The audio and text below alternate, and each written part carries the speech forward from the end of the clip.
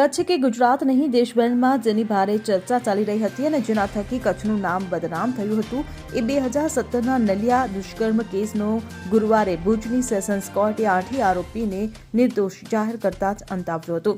ખુદ ફરિયાદી એવી યુવતી જ હોસ્ટાઇલ થતા પુરાવાઓના અભાવે અદાલતે તમામ આરોપીઓને નિર્દોષ જાહેર કર્યા છે. 25 જાન્યુઆરી 2017ના બહુચર્ચિત નલિયા દુષ્કર્મ કાંડની ફરિયાદ નોંધાઈ હતી.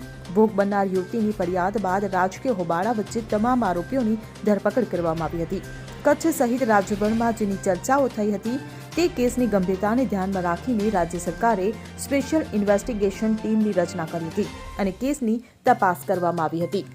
ત્યારે વધુમાં કેસની ટ્રાયલ માટે રાજ્ય સરકાર દ્વારા ખાસ સરકારી વકીલની નિમણૂક પણ કરવામાં આવી હતી.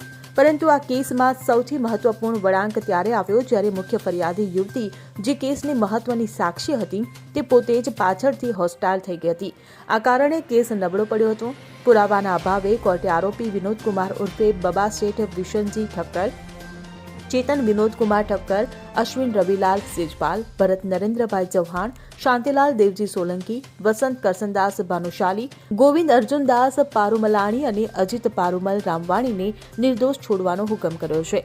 આ કેસે એ સમયે સમગ્ર રાજ્યમાં શિસ્તબદ્ધ અને સંસ્કારિતાને પોતાનો આધાર બતાવતા ભારતીય જનતા પાર્ટીને પણ વધુ સહન કરવું પડ્યું હતું અને કાયદો વ્યવસ્થાની સ્થિતિ અંગે ગંભીર પ્રશ્નો ઊભા કર્યા હતા.